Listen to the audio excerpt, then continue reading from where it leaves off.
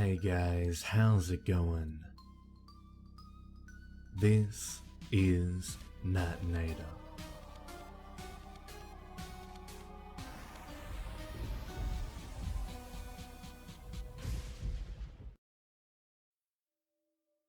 I was well into spending my Friday night as I typically would, staying up most of the night, playing games and looking at stupid meme sites, when the room went dark.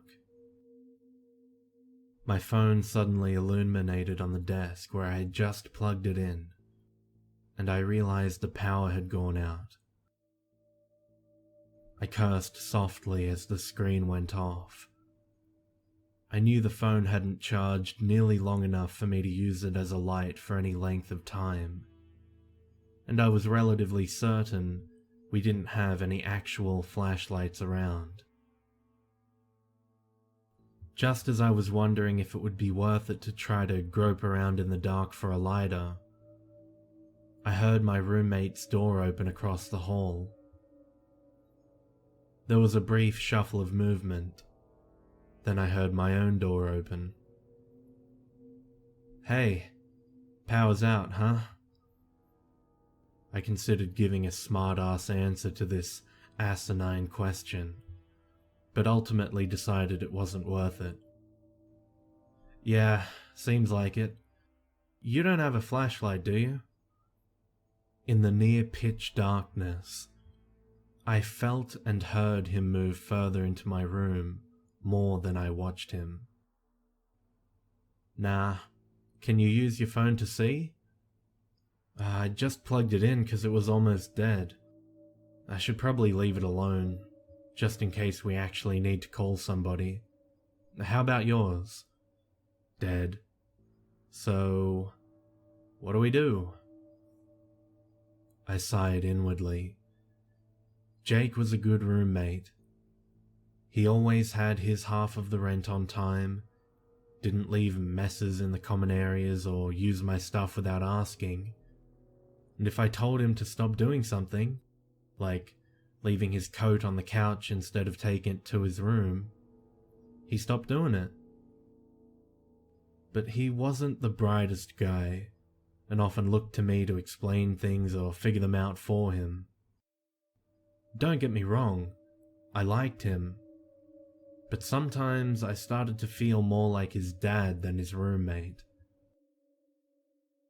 Well, I have to assume somebody in the building who doesn't have an almost dead phone has already called the super or the power company, so now we just wait. There's really not much else we can do. "Oh, okay.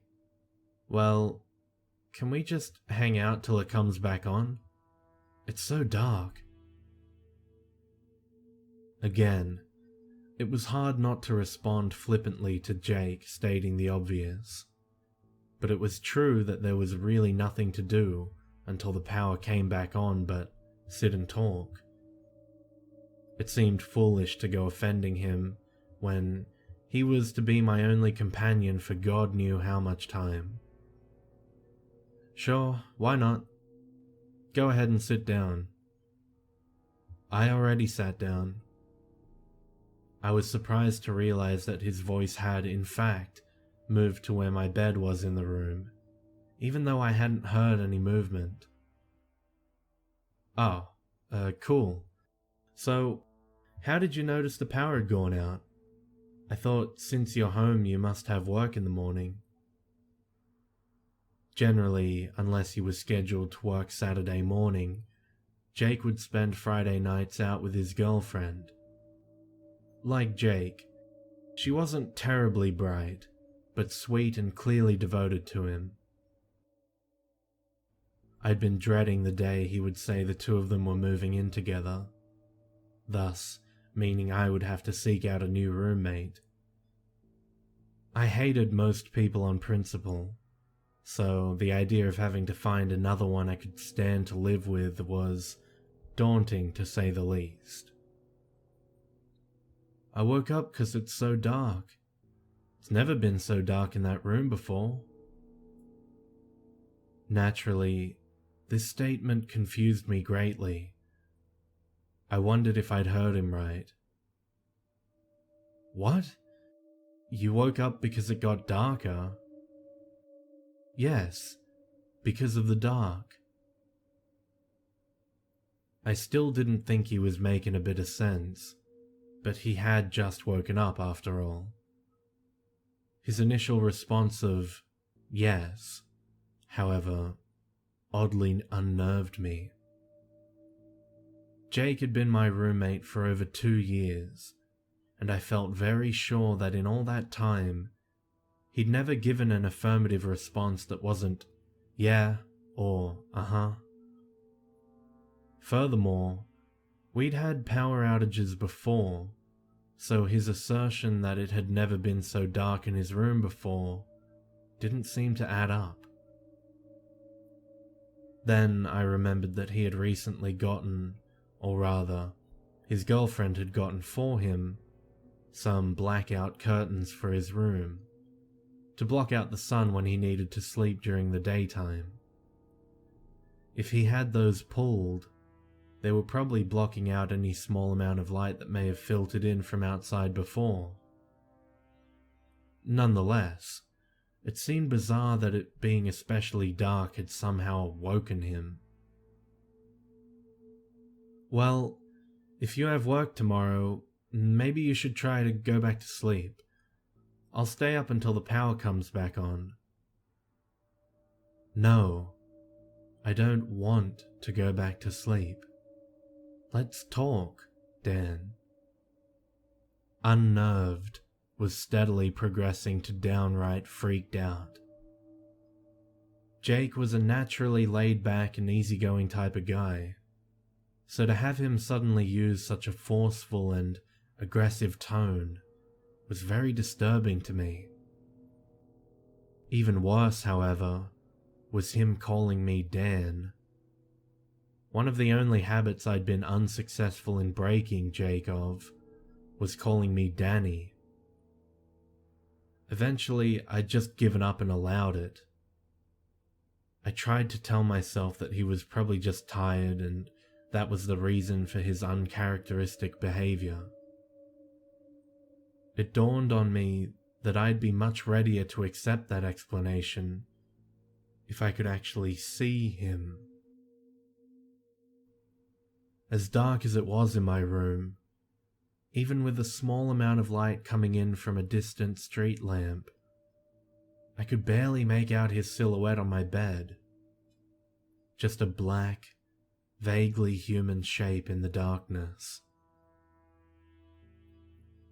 Why are you calling me that, Jake? There was a moment's silence before Jake's voice responded, now in a conciliatory, decidedly more Jake-like tone. That's what you prefer to be called, isn't it? You said so before. I can't fully describe the thrill of horror I felt as I realized that whomever or whatever I was speaking to was backpedaling.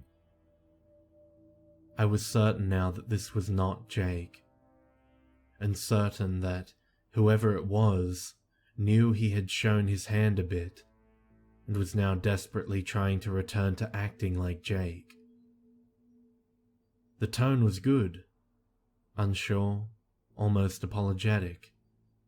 That was very much like Jake. The wording, however, was all wrong. And there was another problem. I haven't mentioned that in over a year. Another pause. It was taking all my willpower not to jump up from my chair, whether to confront the imposter or run from him. I wasn't sure. I think both the desperate, lingering hope that this really was Jake, as well as the notion that if it wasn't, it was in my best interest to keep playing along, kept me rooted to my seat. Oh, haven't you? Sorry, I guess I'm kinda tired. I can call you Dan, though, if you want. I couldn't take it anymore. This wasn't Jake. I was beyond sure of it now. I jumped up from my seat. Who the hell are you? I had only a second to reconsider the wisdom of choosing confrontation over fleeing, as the imposter answered quickly this time, in an appropriate tone of alarm. Well, what do you mean? I'm Jake. The fuck you are. Tell me who you really are. I'm Jake. It's me, Danny, really. Why won't you believe me? Because I can't fucking see you, and you're not acting like Jake. You aren't Jake. Who the fuck are you?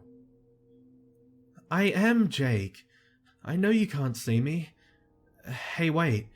You said your phone wasn't quite dead, right? Let the screen come on just long enough to see my face. You'll see it's really me, Danny. This gave me pause.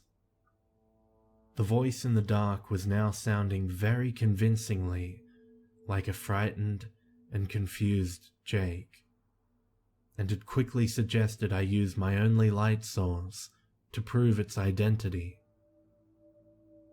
I was starting to feel increasingly foolish and chagrined at my paranoid freakout. But still, I had to be sure. I turned to reach for my phone where I knew it was still sitting, plugged into the inert wall socket. I picked it up and the time appeared in white, causing a minuscule amount of illumination. As I was about to unlock it, it started ringing. Jake calling. I didn't turn. I slid my finger to the little green phone icon in a kind of surreal haze of disbelief. Hello? Hey, Danny, I forgot my key again. Can you come and let me in? Jake? Yeah, it's Jake. Hey, is the power out? It's all dark. And the phone went dead.